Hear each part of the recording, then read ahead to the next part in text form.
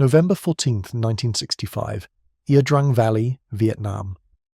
Private James Reynolds slammed the charging handle of his M16 for the fourth time. Nothing.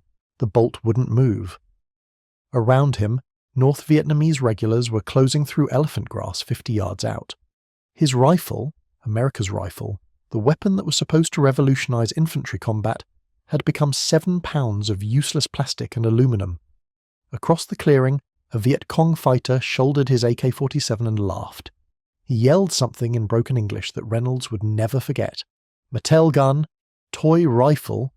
By the time the firefight ended, 29 Americans lay dead in that valley. Many had been found with their M16s disassembled beside them, desperate attempts to clear jams that wouldn't clear. The Viet Cong had mockingly placed plastic toy guns beside some of the bodies. What neither the laughing enemy fighters nor the dying Americans knew was that this disaster would trigger the most comprehensive firearms redesign in military history. Within 2 years, the joke would stop being funny. Within 5, the sound of an M16 on full automatic would become the most feared noise in the Vietnamese jungle.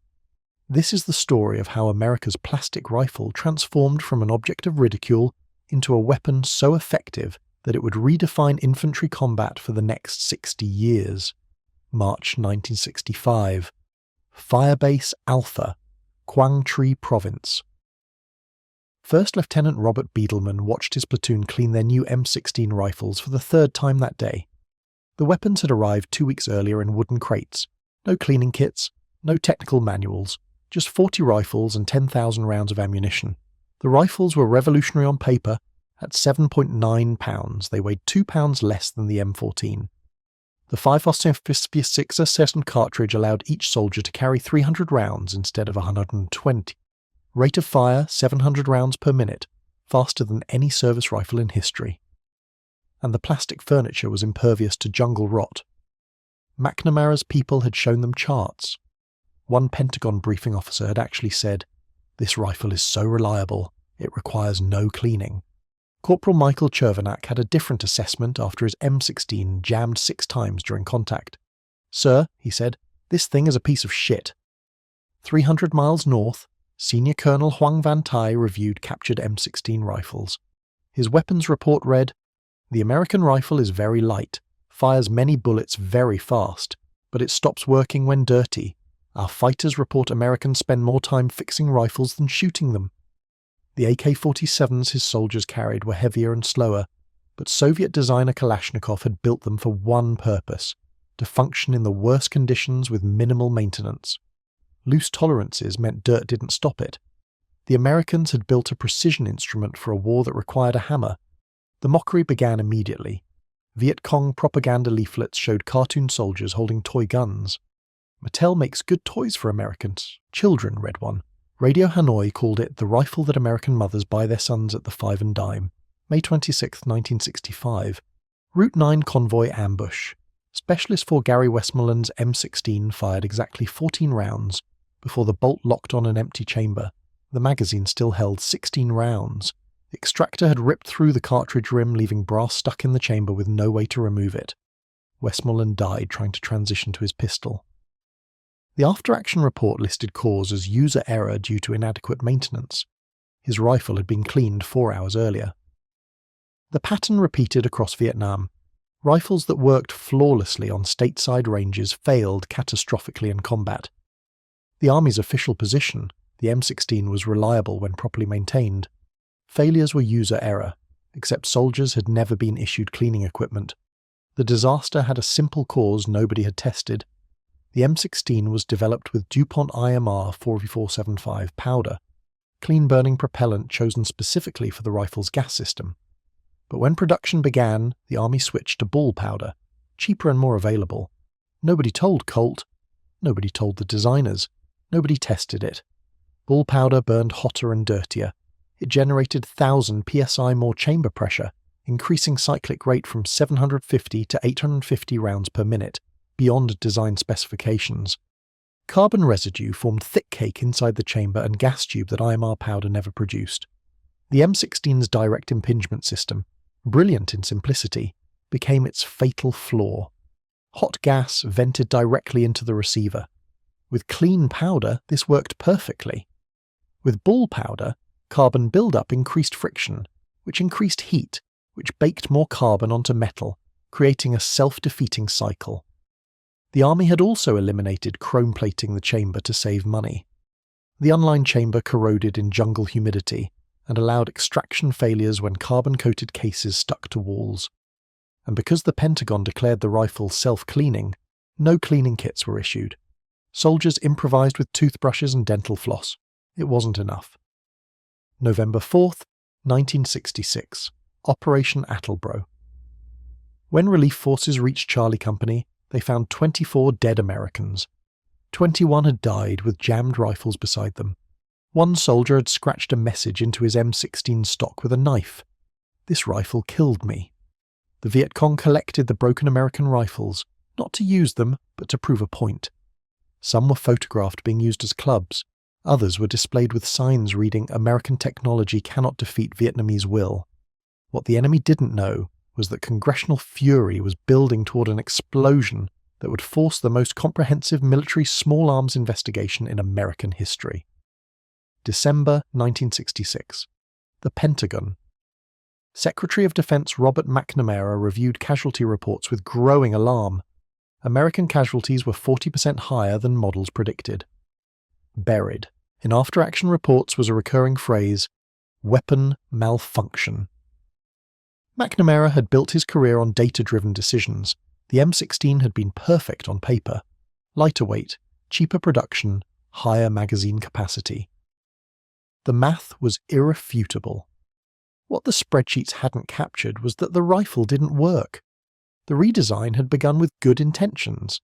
Eugene Stoner's original AR-15 had been a masterpiece. When the Air Force adopted it in 1962, it worked flawlessly. Then the Army wanted cost savings. Colt wanted production efficiency. Olin Mathieson wanted to use existing powder stocks. Each optimization made sense individually. Together, they created catastrophe.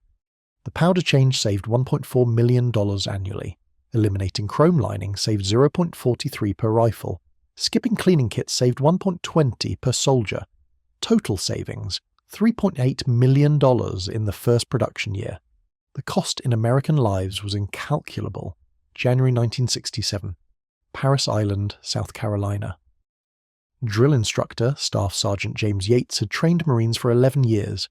The official guidance was explicit. The M16 is a self-cleaning weapon system. Routine maintenance is unnecessary. Recruits received no instruction beyond basic field stripping. 6 months later, he received letters from former students. Lance Corporal Dennis Thompson wrote, "Staff Sergeant, you taught us this rifle was the future. You were wrong. The future got Miller killed yesterday. His rifle jammed and he couldn't clear it.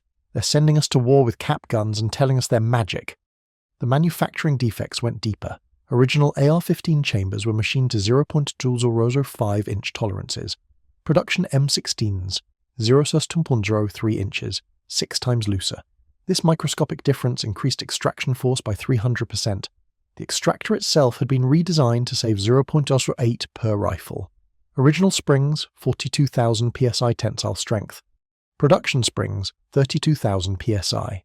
Under increased pressure from ball powder, these springs failed catastrophically, tearing through cartridge rims instead of extracting. The buffer was shortened by 0.5 inches to reduce manufacturing complexity, increasing bolt velocity by 18%. Parts designed for 10,000 round life failed after 3,000 rounds. Every cost-saving measure multiplied into catastrophic failure. March 1967. Chu Lai, South Vietnam. Captain James Culpeper commanded Bravo Company. Of his 120 men, 86 had experienced combat malfunctions. 17 had died because their rifles jammed. He did something unprecedented, wrote directly to his congressman. "We're fighting with defective weapons," he wrote. "Soldiers are dying because their weapons jam. The enemy has superior firepower because their AK-47s work." The letter reached Representative James J. Howard, who forwarded it to the House Armed Services Committee. Other letters arrived daily, from soldiers, from parents, from officers who watched men die with jammed rifles. Representative Richard Icord began collecting testimony. What he discovered shocked congressional veterans. Marine Corporal Robert Toms. "Sir, My rifle jammed 3 times in a firefight. I'm alive because I could throw grenades. The man next to me died trying to clear his weapon. The most devastating testimony came from technicians who had warned the Pentagon. James Malcolm, Colt armourer. I told them the chamber needed chrome lining. I showed them failure data. I was told chrome plating would delay production. I was removed from the project. The investigation discovered something worse. The Army had known about problems for over a year and suppressed the information. Internal memos showed weapons testing officials identified extraction failures in early 1966. Their recommendation: halt production, chrome-lined chambers, return to IMR powder, issue cleaning kits. The memo was classified and buried. Production continued. Soldiers continued dying. The reason was bureaucratic pride mixed with financial reality. The Army had committed to 840,000 M16s at $92 million. Halting production meant contract penalties, and admitting the data-driven process had failed catastrophically. Better to blame soldiers than admit the weapon was flawed. May 1967, Congressional hearing. Representative Icord questioned Colonel Harold Yunt about the cleaning kit decision. Colonel, why were cleaning kits not issued with the M16? The rifle was designed to be self-cleaning, Congressman. Colonel, I have testimony from 47 soldiers describing failures directly attributable to lack of cleaning equipment. How do you explain this? User error, sir. Colonel, how could they maintain weapons when they had no equipment to maintain them with? Silence. Icord continued. I have a letter from a mother. Her son, Lance Corporal Richard Falk, was killed February 12th. His rifle jammed. When recovered, they found he'd attempted to clear the malfunction using a twig. A twig, Colonel? Because the Marine Corps didn't issue him a cleaning rod. Would you like me to read his mother's letter? That won't be necessary. I disagree, Colonel. It's very necessary. The letter described a 19-year-old who had written home about his rifle jamming, who had asked his mother to send gun cleaning supplies because the Corps hadn't issued any, who had written 3 weeks before his death, Mum, if I don't make it home, tell them it was the rifle. Don't let them say it was our fault. The hearing room erupted. The investigation was no longer about contracts, it was about betrayal. The final report, October 1967. The failure to provide cleaning equipment was inexcusable. The use of improper propellant was made for cost savings without testing. The M16, as currently fielded, is unsuitable for combat use. Within 30 days, all M16 production halted for modifications. Chrome-plated chambers became mandatory. Cleaning kits expedited to every soldier. Ball powder replaced with improved propellant. Buffer springs strengthened. Extractors redesigned. Cost, $28 million in. Immediate modifications, $43 million in long-term redesign. The human cost had already been paid. The Army estimated, though never officially acknowledged, that 601,000 American deaths were directly attributable to M16 malfunctions between 1965 and 1967. These modifications would transform the M16 from failure into legend. The laughter was about to stop. August 1967. Colt Manufacturing, Hartford, Connecticut. Eugene Stoner, the original designer, had been brought back as consultant. His expression was grim, examining returned rifles from Vietnam. "This is not the rifle I designed," he said, holding a bolt carrier with fractured extractor. "Every cost-cutting measure, you violated every principle of the original design." Chief Engineer Robert Fremont didn't argue. Colt had 120 days to fix the M16 or lose the contract. The company's survival depended on engineering redemption. They began with metallurgy. The chamber needed chrome plating, exactly 0.002 to 0.005 inches thick. The process required electroplating at 130 grm, followed by precision honing. Every chamber was individually inspected to tolerances of 50 millionths of an inch. Cost per rifle increased by 340 yen. Nobody cared anymore. The Extoner redesign used original music wire springs with 42,000 psi tensile strength, plus a tiny rubber O-ring providing additional tension. This 0.63 component reduced extraction failures by 94%. The buffer was lengthened by 0.5 inches and filled with tungsten weights providing hydraulic damping. This slowed bolt velocity by 22%, reducing wear on every moving part. DuPont chemist Daniel Robbins developed a WC-8046, modified ball powder reducing burn temperature by 180 SDEM and chamber pressure by 2800 psi. The new propellant brought cyclic rate to design specification and reduced carbon fouling by 67%. Each modification was tested individually, then in combination, 10,000 rounds fired without cleaning immersion in salt water, then 6,000 rounds burial in sand and mud for 48 hours, immediate firing, freezing to 40 degrees Celsius and firing drop tests from 6 feet onto concrete. The modified rifle, designated M16A1 in February 1968, passed every test. Springfield Armory's 847-page evaluation report showed reliability, 3,200 mean rounds between stoppages versus 250 for original M16, 100 for AK-47 in identical mud testing. Durability, parts life increased from 3,000 to 15,000 rounds. Accuracy, 4.1 MOA at 300 yards, unchanged. The cleaning kit became engineering precision. Each contained 3-piece cleaning rod, bore brush, chamber brush, cleaning patches, LSA lubricant that remained fluid at 40 degrees, and combination disassembly tool. Weight, 6.3 ounces. Cost, $4.12. It would save thousands of lives. The new technical manual, TM 905-249-10, was 96 pages. Where the original dedicated 2 pages to cleaning with normally not required, the new manual included step-by-step procedures with 47 illustrations, daily cleaning requirements, troubleshooting guides, for 23 malfunction types, and lubrication diagrams. Drill instructors were retrained. New mantra: this rifle will work perfectly if you maintain it. It will fail catastrophically if you don't. June 1968. Modified M16A1 rifles arrived in Vietnam. Firebase Bastogne, Khe Sanh Valley. Sergeant Michael O'Brien had survived Khe Sanh with an original M16 that jammed every 60 rounds. He'd watched 7 men die from weapon malfunctions. When new rifles arrived marked M16A1 Modified, he was skeptical. The real test came July 3rd. Firebase Bastogne came under attack. O'Brien fired 840 rounds without a single stoppage, not one jam, not one failure. Around him, soldiers reported identical experiences. The rifles worked. The mockery had stopped because the Viet Cong were too busy dying. After the firefight, O'Brien cleaned his rifle.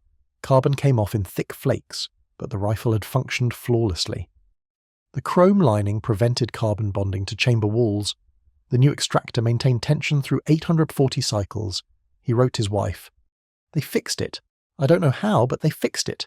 The rifle works now." By September 1968, over 200,000 M16A1 rifles were in Vietnam. The reports: mean rounds between stoppages, 1/800, combat conditions. Soldier satisfaction, 87% versus 34% for original M16. Design-related malfunctions, reduced to 91%. The production line became precision operation. Quality control at 12 assembly stages. Chamber dimensions verified optically.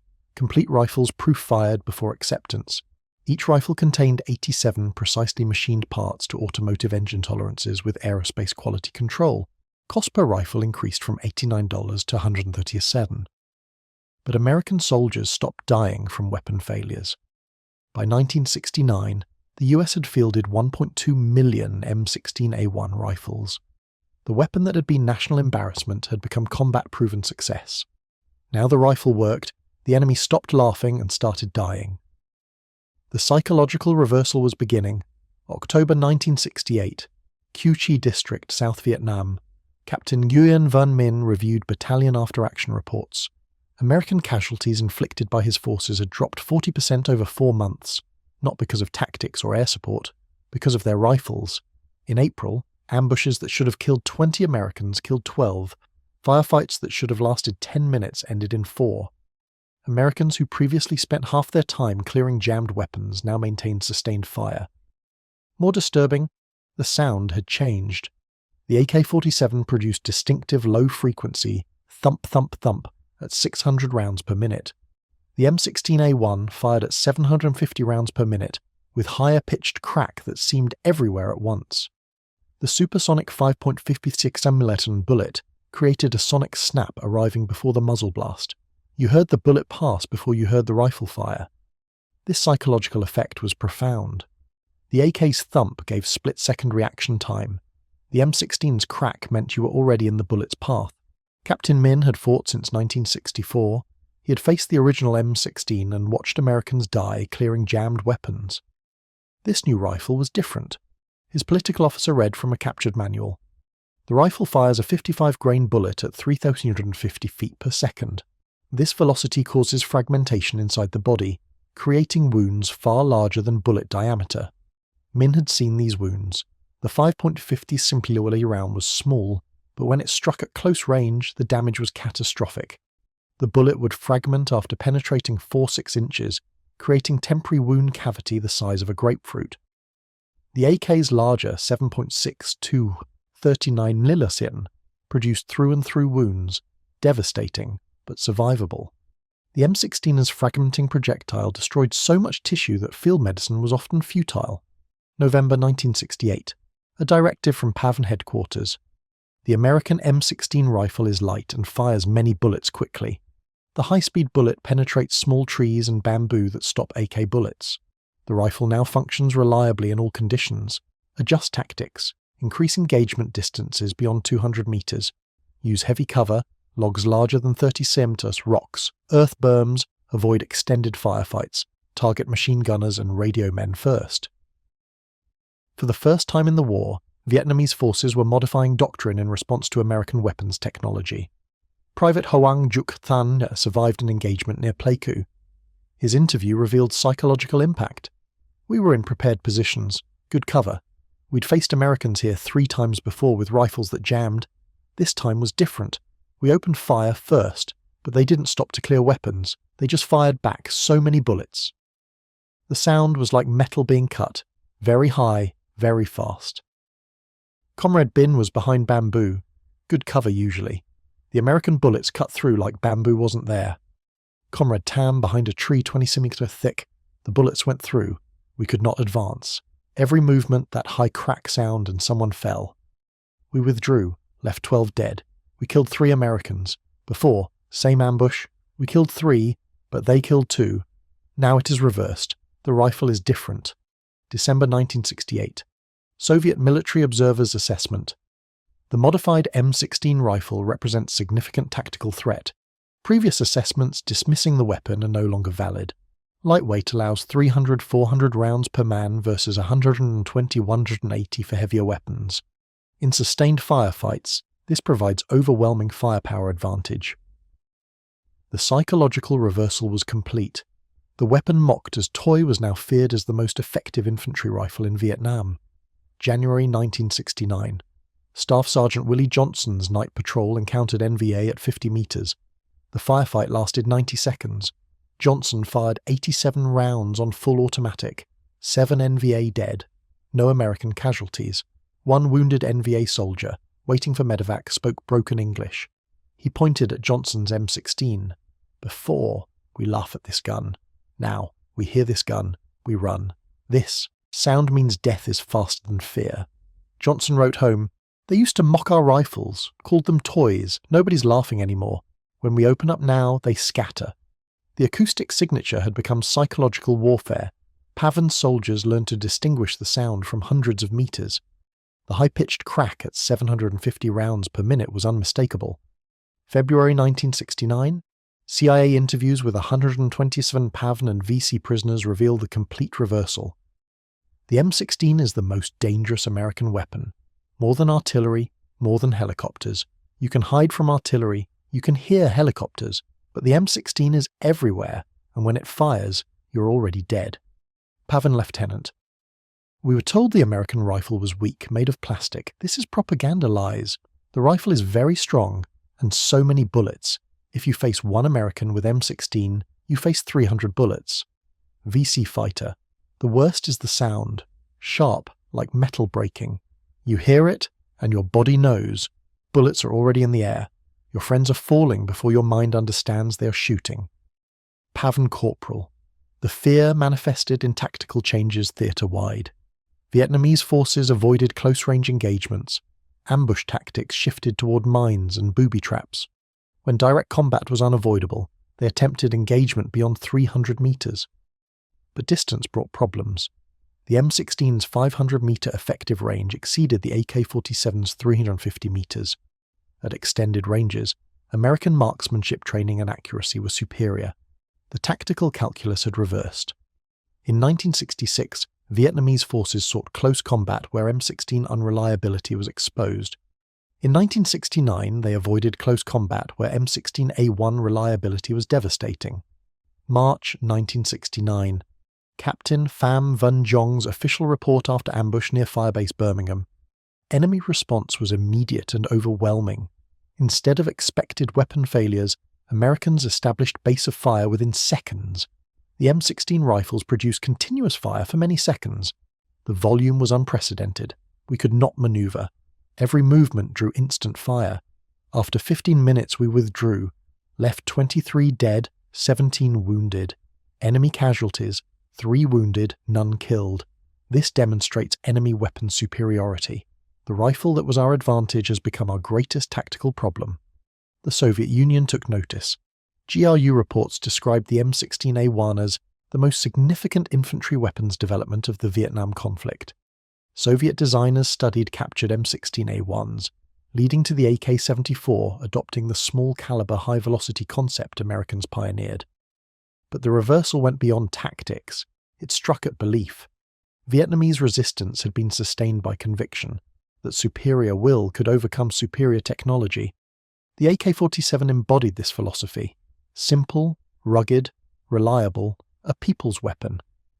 The original M16 had confirmed this worldview. American over-engineering produced an unreliable weapon. Every jammed rifle was propaganda. The M16A1 shattered that narrative. Americans had taken their failed weapon and fixed it.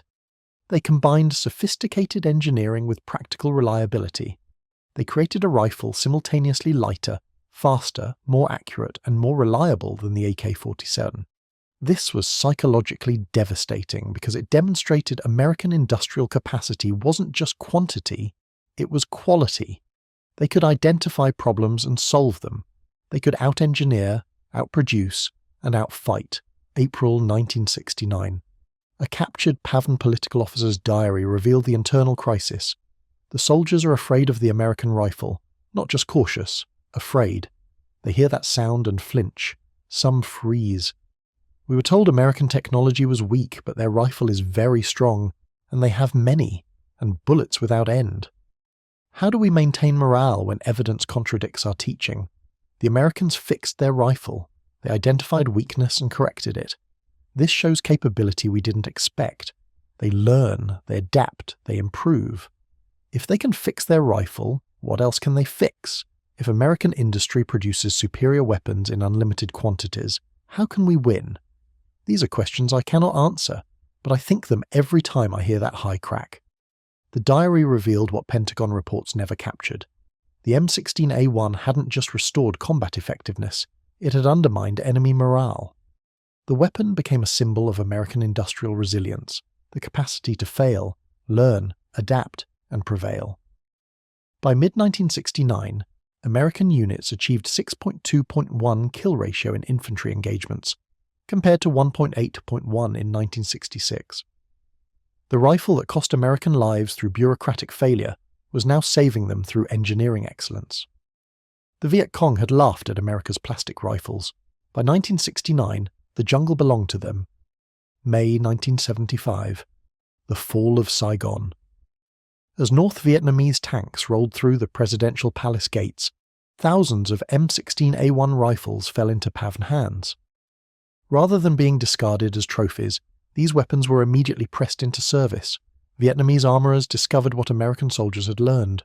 Properly maintained, the M16A1 was exceptional. Within months, captured M16s were issued to elite PAVN units. The rifle mocked as toy in 1965 was now so valued that Vietnamese forces specifically sought to capture them. The global impact extended far beyond Vietnam. By 1975, the M16 had become the Western world's standard infantry rifle. 8 million produced adopted by 80-plus nations, standard across all US military branches. Licensed to Canada, Singapore, South Korea, Philippines. But the legacy went deeper than production numbers. The M16 had transformed military small arms philosophy itself. Before Vietnam, doctrine emphasized power over controllability. The M14's heavy 7.62mm NATO round produced tremendous recoil, making automatic fire useless. The M16A1 proved a smaller, faster bullet could be more lethal than larger, slower one if velocity was sufficient. The era of heavy battle rifles was over. The M16 also proved direct impingement, once considered too fragile, could be reliable if properly engineered. Stoner's gas system became recognized as brilliant minimalism. By eliminating operating rods, the design saved weight and reduced parts. The early failures weren't design flaws, they were execution failures. December 1978, Fort Benning, Georgia. Colonel Robert Brown lectured newly commissioned officers. This rifle failed not because Stoner designed it poorly, but because bureaucrats redesigned it poorly. Every cost-saving measure made sense on spreadsheets. The failure was assuming laboratory conditions replicate combat conditions. The soldiers who died because their rifles jammed died because decision-makers optimized for cost rather than reliability. They died because procurement prioritized contract timelines over field testing. They died because the system valued efficiency over effectiveness. The redemption proves American industry can correct mistakes when forced to confront them. Congressional oversight worked. Engineering rigor worked. The soldiers who wrote letters, the parents who contacted congressmen, the officers who testified despite career risk, they forced accountability. You're going to lead soldiers armed with M16A1 rifles that work. Remember they work because previous soldiers died with rifles that didn't. Honor that sacrifice by never accepting good enough when soldiers' lives depend on excellence. The lecture became required curriculum at every officer's school. The M16's failure and redemption became case study in acquisition reform, quality control, and institutional accountability. March 1982. Falklands War. British after-action reports noted, in engagements where enemy had M16 rifles, they demonstrated superior sustained fire capability and faster target engagement. Britain began transitioning to L85A1, firing 5.56mm NATO, the cartridge the M16 had proven. The M16A2 development incorporated Marine Corps improvements: 3-round burst instead of full auto, heavier barrel for sustained accuracy, better sights for extended range. The rifle achieved 4.5 MOA accuracy at 300 yards. But the most significant change was invisible: quality control. Every M16A2 was manufactured to Stoner's original tolerances. The rifle that emerged was what the M16 should have been from the beginning. October 1993, Mogadishu, Somalia. Urban combat revealed new requirements. The 20-inch barrel was too long for building entries. The M4 carbine, shortened M16 with 14.5-inch barrel, was accelerated into service. The M4 represented evolutionary refinement. Same direct impingement system, same rotating bolt, same 5.56mm cartridge, but optimized for close-quarters battle. The basic architecture Stoner designed in 1956 remained sound 50 years later. Most military rifles are obsolete within 30 years. The M16 platform had adapted and endured because the fundamental design was right. 2003-2011, Iraq and Afghanistan. The M16 M4 platform faced its longest sustained combat, longer than World War II, longer than Vietnam. Hundreds of thousands of rifles firing millions of rounds in desert heat, mountain cold, urban combat. The rifles worked. Stoppages occurred at rates comparable to any military small arm, approximately 1 per 1,500 rounds in combat. When properly maintained, reliability was excellent. The insurgent experience mirrored Vietnam in reverse. Taliban fighters initially dismissed the M16 M4 as over-engineered. But captured American rifles became prized possessions.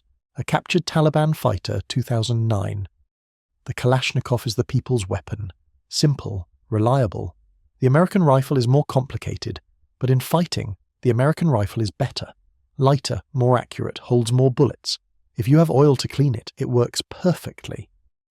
The acknowledgement was grudging but significant. Nearly 40 years after Vietnam, the M16 platform was still earning respect from enemies who preferred simplicity but couldn't deny effectiveness. 2015, the present and beyond. The Army continued exploring next-generation rifles to replace the M4. Technologies under consideration included caseless ammunition, electromagnetic propulsion, and programmable projectiles. Billions had been allocated for research over the past decade. But as of 2015, no replacement had been adopted. The M16 M4 platform, designed in the 1950s, refined through Vietnam's disasters, matured through decades of combat, remained the standard. Production exceeded 15 million rifles. The design was licensed globally. Variants existed for every tactical application: sniper, designated marksman, close quarters, belt-fed machine gun. The weapon mocked as toy in 1965 had become the most successful military rifle design in history. August 2015, Marine Corps Base, Quantico. Gunnery Sergeant James Collins instructed recruits on the M16A4. The rifle in his hands was nearly identical to the one his father carried in Hue in 1968. "This rifle has a story," he told them. "In 1965, it failed soldiers who trusted it. Men died because bureaucrats cut corners. The rifle jammed when lives depended on it working. But something remarkable happened. America looked at that failure and fixed it. Not with excuses, not with blame, with engineering, with accountability, with excellence. The rifle you're holding is the product of that redemption. It works because previous generations died with rifles that didn't. Every modification, the chrome chamber, stronger extractor, proper ammunition, exists because soldiers fought to make it right." The enemy laughed at this rifle once. They don't laugh anymore. They fear it. Not because of propaganda, but because in 60 years of combat, this weapon has proven itself against every enemy, in every climate, in every condition. You're holding 7 pounds of American industrial excellence. Maintain it with discipline, and remember that thousands of soldiers earned that excellence with their blood. The recruits field-stripped their rifles. The motion was unchanged since 1968. Pull the charging handle, lock the bolt, press takedown pins, separate receivers, remove bolt carrier. The ritual of maintenance that seemed unnecessary in 1965, that soldiers died without, was now muscle memory. The rifles gleamed under fluorescent lights, chrome chambers reflecting like mirrors. These were not the rifles of Ia Drang Valley. These were rifles that evolved from that disaster, refined through congressional fury, engineered through industrial excellence, proven through decades of combat. The final word belongs to a letter discovered in the National Archives in 2010, written by an unnamed Viet Cong fighter captured in 1970. "We laughed when we first saw the American plastic rifle. We called it a toy. We were told it would break, that American soldiers with these rifles would be easy to defeat. We were wrong. The rifle was not weak. It was very strong. The Americans fixed what was broken. They made it work perfectly. When we heard that high crack sound in the jungle, we knew bullets were coming faster than we could think, more than we could count, with accuracy we couldn't escape. We stopped laughing when we understood that the plastic rifle was not a toy. It was a lesson. America makes mistakes like anyone, but America fixes mistakes better than anyone. They took a failed weapon and made it the best rifle in the world. They did this while fighting a war. This is the power we could not defeat, not just their bombs or their helicopters, but their ability to learn and improve and never accept failure. I surrendered because I was tired of hearing that sound. The sound of American bullets that move faster than fear, the sound of a rifle that works when it must, the sound of a nation that turns defeat into victory through stubbornness and skill. We laughed at their plastic rifles, but the joke was on us. The jungle belonged to them. The M16 in numbers, 15+ million produced by 2015, adopted by 80+ nations worldwide. 60 years in continuous service combat, proven across Vietnam, Grenada, Panama, Gulf War, Somalia, Bosnia, Kosovo, Afghanistan, Iraq. Longest-serving US military rifle design in history, basis for America's most popular civilian rifle platform. The black rifle earned its legacy not through propaganda or politics, but through the harsh mathematics of combat. It had failed catastrophically, been rebuilt comprehensively, and proven itself absolutely. Between 1965 and 1967, approximately 600 or 1,000 American deaths were directly attributable to M16. Malfunctions, soldiers who died not from enemy action, but from bureaucratic incompetence and cost-cutting measures that prioritized contracts over lives. But the congressional hearings of 1967 forced accountability. The modifications of 1968 restored reliability. and by 1969, the weapon that had been an object of mockery had become an instrument of fear. The transformation was complete. The rifle that jammed in Ia Drang Valley in 1965 evolved into the weapon that dominated every engagement by 1969. The plastic toy that Viet Cong fighters laughed at became the sound they learned to fear, and for many, the last sound they ever heard. The redemption wasn't just technical, it was institutional. America had confronted a catastrophic failure in real time during an active war, and had possessed the industrial capacity, engineering excellence, and political will to fix it completely. This ability to identify mistakes, accept accountability, and implement solutions was itself a form of overwhelming power. The M16 story became a case study taught at military academies worldwide. How bureaucratic compromise can corrupt excellent design, how institutional pride can cost lives, and how transparency and accountability can force redemption. The rifle's failure killed hundreds, its success saved thousands. The difference was the willingness to confront uncomfortable truths. Staff Sergeant Collins finished his instruction at Quantico by having each recruit hold their M16A4 and repeat after him, "This rifle works because soldiers died when it didn't. I will maintain it. I will trust it. I will honour those who paid for my weapon's reliability with their lives." The recruits repeated the words, then began their cleaning drills. Chrome chambers gleamed, extractors held proper tension, buffer springs controlled bolt velocity with hydraulic precision. Every component had been engineered, tested, and proven through 6 decades of continuous evolution. The rifle that Eugene Stoner designed in 1956 had survived its catastrophic failure in Vietnam to become the longest-serving, most widely adopted, most combat-proven military rifle in modern history. It had outlasted the M1 Garand, outlasted the M14D, and would likely outlast its projected replacement. Not because it was perfect from the beginning, but because when it failed, America fixed it. The Viet Cong had mocked America's plastic rifles in 1965, calling them toys, laughing at their failures, using them as propaganda proof of American weakness. By 1975, when Saigon fell and North Vietnamese soldiers flooded into abandoned American bases, they didn't destroy the captured M16s. They didn't display them as symbols of victory.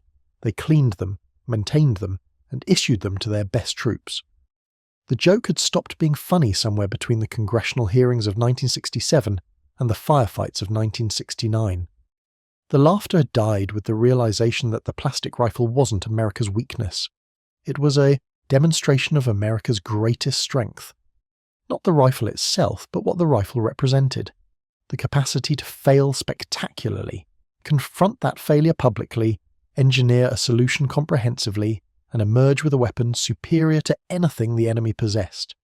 The jungle had belonged to the AK-47 in 1965, when American M16s jammed and soldiers died trying to clear them. By 1969, the jungle belonged to the M16A1, and the high-pitched crack of 5.56 mm rounds at 750 rounds per minute became the sound that ended arguments, ended firefights, and ended lives. They had laughed at America's plastic rifles. They stopped laughing when they realized those rifles could kill them faster than they could run, more accurately than they could hide, and more reliably than they could fight back. The M16 had gone from failure to legend in less than 5 years, from object of ridicule to instrument of fear, from bureaucratic disaster to engineering triumph. The transformation was complete. The redemption was absolute. And 60 years later, soldiers still carry the rifle that almost failed, refined, improved, and proven beyond any doubt that when America's back is against the wall, when lives depend on excellence, when failure is unacceptable, American engineering finds a way. The black rifle had earned its place in history, not despite its catastrophic beginning, but because of it. The story of the M16 is the story of American resilience itself, the ability to turn disaster into victory through accountability, engineering, and the stubborn refusal to accept failure. The Viet Cong had laughed at America's plastic rifles. By the time they understood their mistake, the laughter had been replaced by the sound of 5.5 bullets, moving faster than sound, faster than thought, faster than fear. The jungle belonged to the rifles they had mocked, and the legend was born.